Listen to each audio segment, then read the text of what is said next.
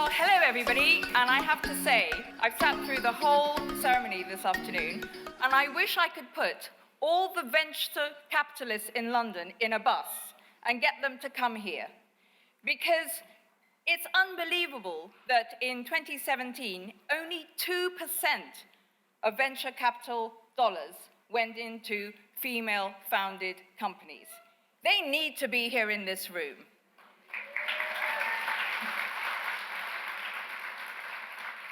The last event I went to like this was at the Financial News Awards. And I came away thinking, was that diversity? This is diversity. It's so exciting and humbling to see women of all ages, social backgrounds, ethnicities, businesses at such an event, rather than being from 4 public schools and 4 universities. So well done to everybody here. I think it's absolutely fantastic. And all of you deserve the biggest applause. So I want to applaud you first of all.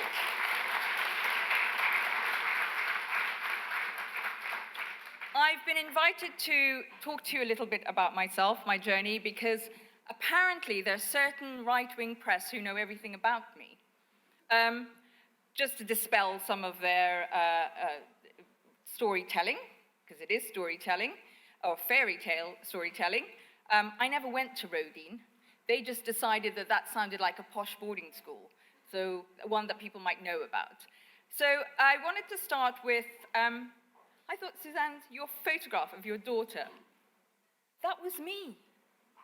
I grew up in South America in a country called British Guiana. It was part of the Commonwealth at the time. And we didn't have television, very little radio apart from BBC World Service, which my father made us sit down every night and listen to. And 3 brothers, and we just, every Saturday morning, we'd queue up for the latest Marvel comic book. And I grew up thinking I was Wonder Woman. And actually, there was Wonder Woman and Supergirl, so I actually made up a character called Wonder Girl. So I thought, like your wonderful daughter, anything was possible. And I was incredibly fortunate to grow up at the knees of a father who told me anything was possible. Who would come home as a young lawyer. I had terribly long hair, and he'd sit on the bench with me after work, brushing my hair, telling me about his day, telling me about, we had the death penalty, telling me about the poor boy who drank a bit too much rum, got a cutlass, and was going to go to the death penalty because he couldn't remember the night before where he was. He just happened to be charged because he was the wrong race, because we were in the midst of a race war with deep, deep division in our country. And he would tell me about responsibility, which is a theme I'd like to come back to in my talk. He'd tell me about others, that the world is not just about you. It is about everybody who is around you. It is about your community. It is about that feeling in the pit of your stomach that if something is wrong, you instinctively know it. You must listen to that second brain, and you need to do something about it. Just sitting and ignoring does not make the world a better place. I was so fortunate to grow up with a father like that. And a mother who, I have to say, was the disciplinarian of the two, who I say was the first eco-warrior before the word was even invented. She had a place for every bit of ribbon, every bit of string, every tin had a purpose, and her lessons to me were, and my siblings were, you never know what tomorrow will bring. Everything we have might be gone.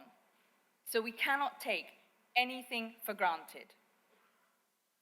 Those were the pillars of my upbringing. Those are the things that set me out in life, to believe that anything was possible. So I had an incredibly idyllic upbringing, playing in the garden, enjoying wonderful flowers and birds in South America, the most extraordinary upbringing. But then we went into a civil war, we had a dictator. My father started, quite ironic this, started a People's Progressive Party. How life's the wheels of life. He wasn't the leader, but he was instrumental in forming it. And we had a wonderfully charismatic young leader, Walter Rodney, who was 38, but he was killed in a car bomb by our dictator. And the next thing my parents told my elder brother and I, my brother was 13, I was 11, was that we were the next targets. And so my parents bundled us up and sent us to the UK to be safe. Again, how the wheels of time. And so I arrived in the UK so longing for education, because it's the thing that my parents had taught us, that a British education, having the privilege of education, of learning, is something that will stay with you and guide you and open your minds to possibilities for the rest of your life. It is priceless. So I was so happy to be in the UK. But then 2 years after that, I was in a small boarding school in Eastbourne because my parents thought that's where we would be safe. Our dictator imposed currency restrictions, so my parents couldn't send any money to us. They had a little bit put aside for the next year's fees, so I got a letter from my mother saying, "We won't be able to come and see you this year." I was then 13. "Be brave. We're instructing a lawyer locally to buy you a little flat. Don't tell anybody that you and your brother will live there or you'll be taken into care." So we started living together. I was 13, my brother was 15. I never thought for a moment that my parents were doing anything wrong. As a child, you just get on with it. And so I thought I'd help them. I went down to the local charity shop, found the clothes that I thought made me look as grown up as possible. I walked along, I don't know if any of you know Eastbourne, but I walked along to the Grand Hotel on the Eastbourne seafront and persuaded them that I was 16. Got myself a little job as a chambermaid, and I'd go to work in the mornings for 2 hours, then go to school, and then come home. And that's how I became an adult at quite a young age, because the responsibility of life played out before me and my brother. So from a very early age, I just felt I had to survive. It wasn't a question of having to do it. I never blamed anyone. It was just about being strong and surviving. And that is when I discovered how strong I was. Not because I'm stubborn or I'm hardworking, but because I'm flexible. Because I understand that strength is how you confront adversity.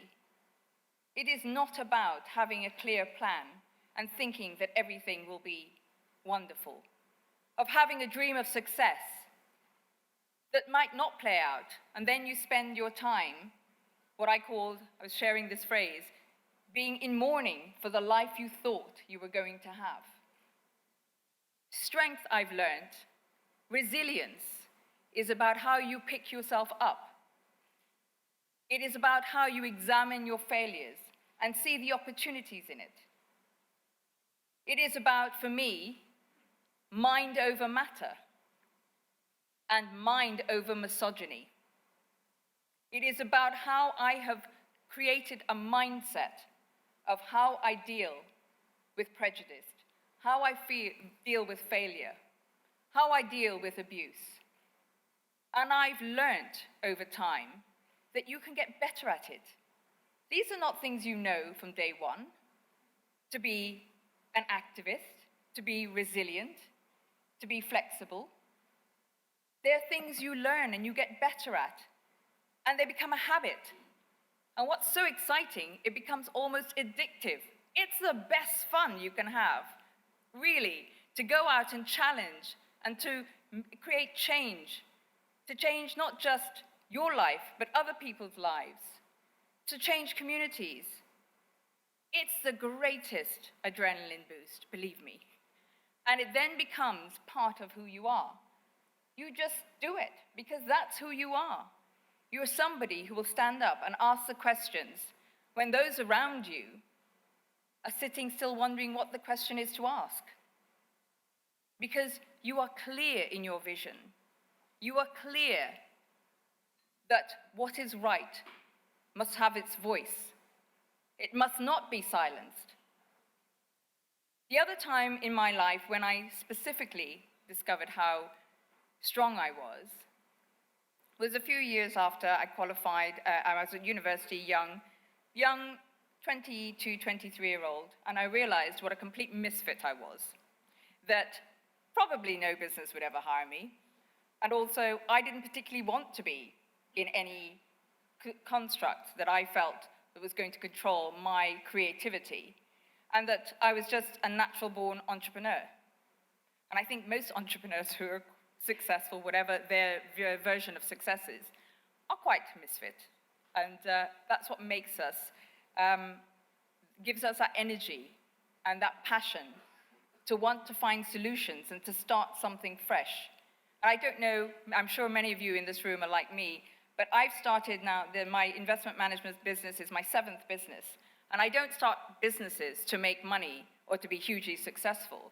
I start businesses to find solutions and to provide a solution to a problem. I'm more interested in providing the solution than identifying the problem. We can all sit around and talk about the problems. It's the solutions that matter. But I want to go back to that time when I was young, 23, 24, because I also decided that I wanted a family, and that this whole idea, when I'm talking back now in the 80s, was when the whole language of work-life balance and well-being and all these words and phrases started. And I thought, there is no such thing. Every individual has to figure out what their own work-life balance is. Every individual, man or woman, has to decide what makes them happy. Don't read the books and make you feel bad about yourself. Figure it out for yourself. And at that time, I wanted to be a mother, and I thought, I'm just going to make it work. So I was pregnant with and I was so excited about the prospect of my wonderful, beautiful baby daughter. What I discovered back in the mid-80s was that the NHS was on its knees. We were short of pediatricians. And the night that my beautiful baby daughter was born, there were no midwives, nobody to deliver her. And she was starved of oxygen. So my beautiful girl, who is now 30, has a mental age of 5. And at that time, statements weren't really in place. Our educational system in the UK wasn't set for special needs units. You sent your child away. You institutionalized them. I was not going to send my daughter away. That's when the real lioness in me awoke. So I took on our local authority, long story short, established statements as part of our system. Now every child from the age of school age can have a statement that takes them through to the age of 18. I didn't do that battle because I thought I'd win. I didn't do it for publicity. I did it because my child was going to be the best that she could be, and so was every other child like her. And that is what you finding your voice can do. That is what knowing your purpose can do. It can create a ripple of change that is so positive, that is so all-embracing, that it brings joy to people's lives. And that's why I'd encourage everyone in this room to find their voice, to exercise your responsibility, collectively and individually. Because I have to tell you, I am deeply, deeply worried about our country. I am deeply, deeply worried about the crossroads we're at, because it's not one about the B word that shall not be said. It is about ideology. It is about an ideology being brought in by the back door. And I'll share with you one conversation I had at Portcullis House last week. I said, could you explain to me where this ends? We are stockpiling baby food. We're talking about armies on our streets. What is going on? And I said, do you know, us women, we are going to have to bear the brunt of this because history is replaying itself. In the downturn, it is women who have to step up. This person who is next opposite me is a very well-known Brexiteer, and he laughed and said, bearing in mind this was against the backdrop of all the reports on gangs that we saw at the beginning of last week, he laughed and said, but there's nothing wrong with that. He said, the reason why we have the society we have, gangs, old people in homes, is because you women should never have been able to go to work. That is the ideology we are fighting. That is why every single one of us in this room, whatever gender, whatever age, whatever background, you have got to step up. You cannot stay silent. This is history repeating itself.